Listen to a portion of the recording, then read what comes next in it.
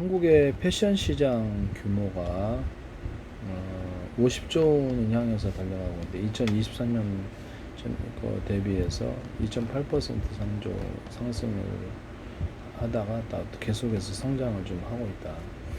완전히 죽수는 건 아닌 것 같은데요. 2025년 1월 19일 이렇게 분석 구글 자료인데요. 50조 8,800억 이렇게 얘기를 하고 있네요. 성장을 하고 있다라는 거죠. 그래서 이게 이제 어느 쪽으로 성장하고 있냐면 캐주얼웨어, 신발, 스포츠웨어, 야외 활동에 필요한 품목들의 소비가 상승했기 때문이다. 이렇게 나와 있습니다.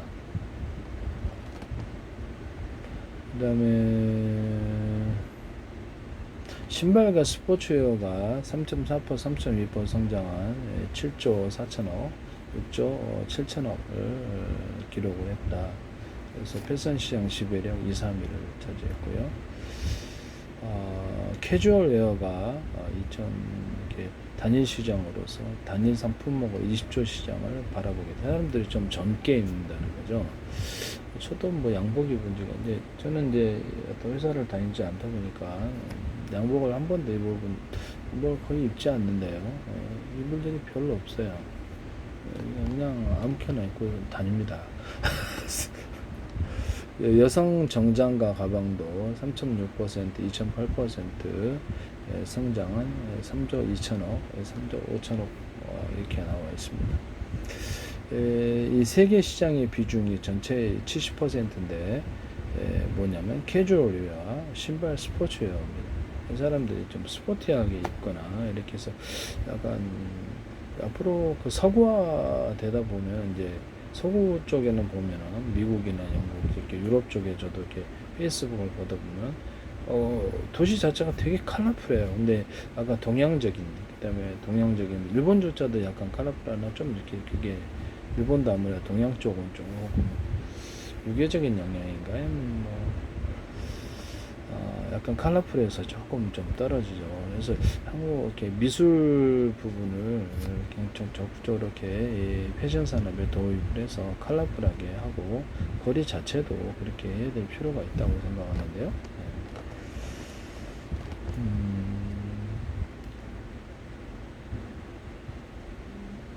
TV 홈쇼핑이 이게 코로나 시기에서 성장을 하다가 조금 아동복 소비는 출생률 감소로 침체,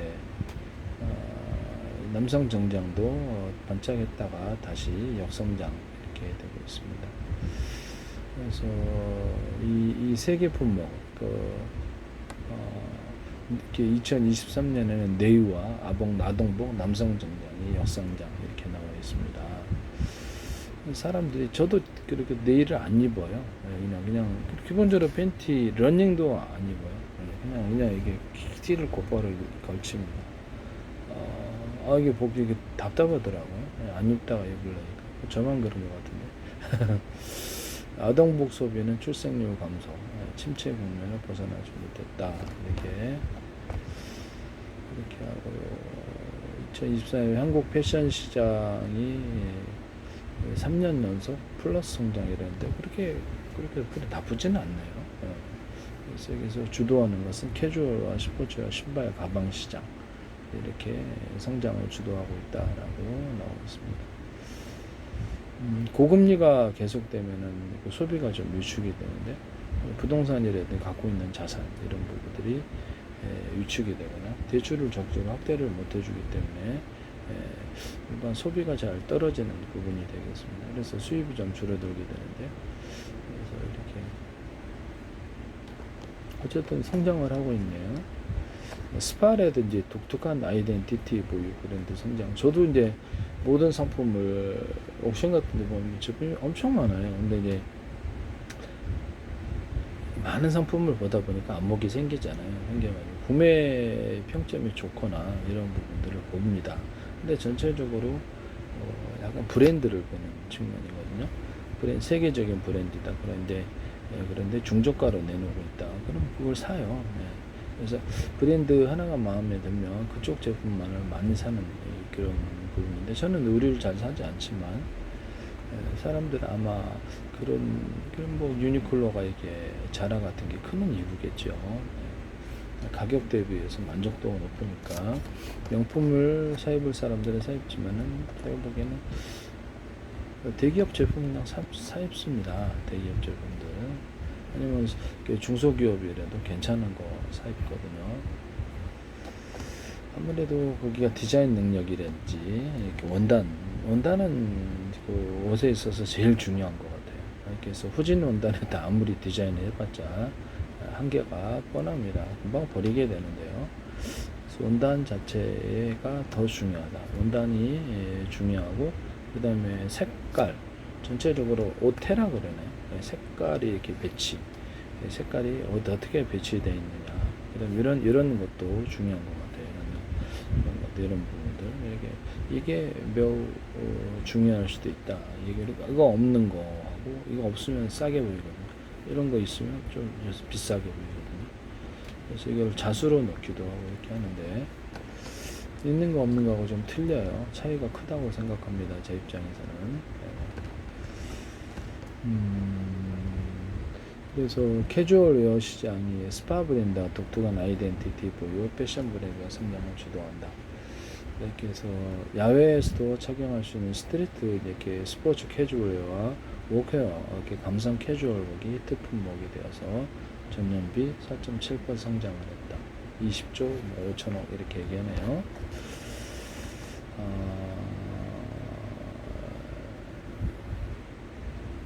가벼운 스포츠를 약간 젊게 입는다는 거죠. 그래서 한국이 좀 해외로 진출하려면 좀 더 컬러풀하게 과감하게 미술 부분을 도입을 해야지 색감이 생기는 거죠. 그래서 미술 부분을 도입을 해서 컬러풀하게 다양한 시도가 있어야 되는데, 수많은 그렇죠 시제품을 금방금방 만들어. LG 같은 데서는 직원이 아이디어가 있으면 시제품을 곧바로 만들어준다. 의류 부분에도 이 부분이 필요하다. 한국 산업 전반에 있어서 필요할 것 같은데요.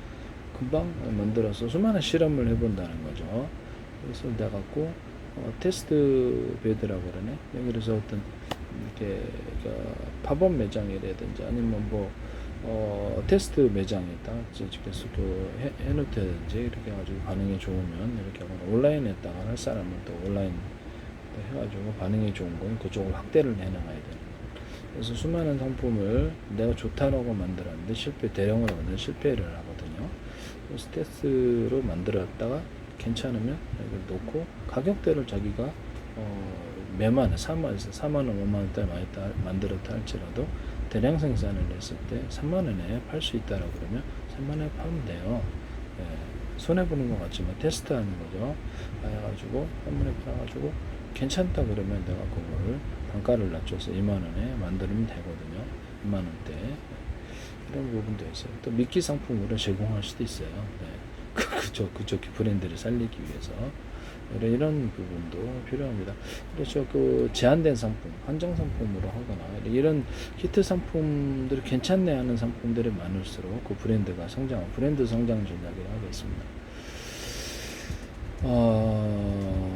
그래서 자본이 적으면 이거 할 수가 없죠. 할 수가 없습니다. 자본이 좀 많은 사람들이 하십니다.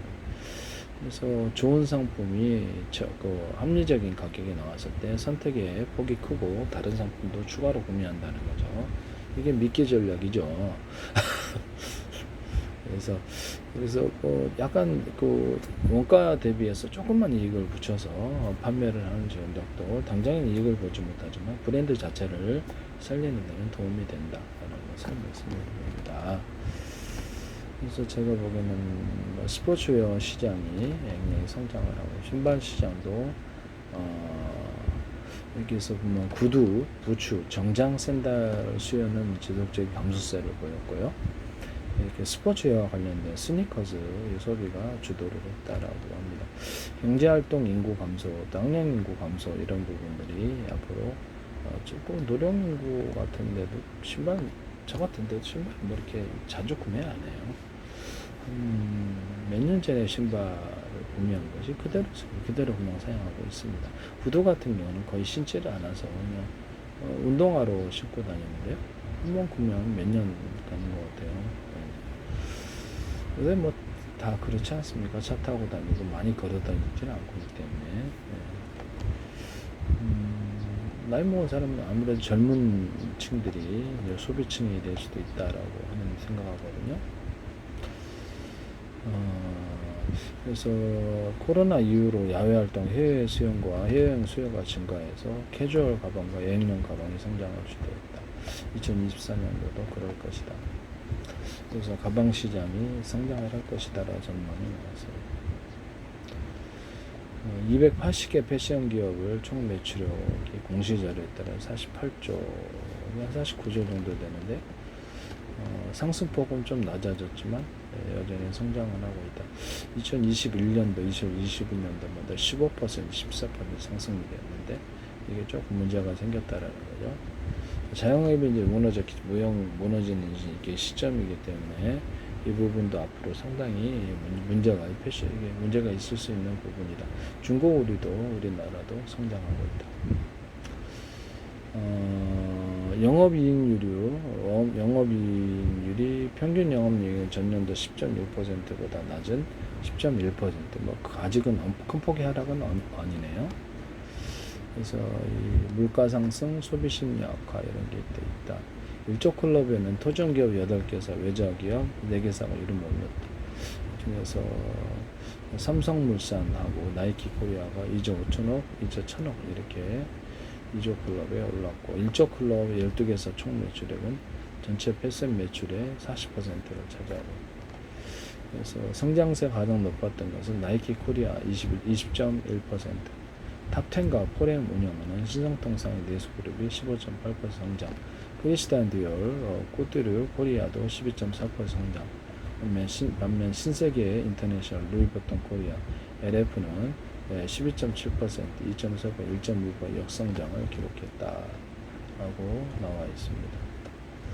그래서 지금 보면 증감률을 보면요, 캐주얼복이 2021년도에 17조 4천억, 그 다음에 2022년 18조 5천억, 그 다음에 2024년은 20조 5천억 됐거든요. 캐주얼복으로 가고 있습니다.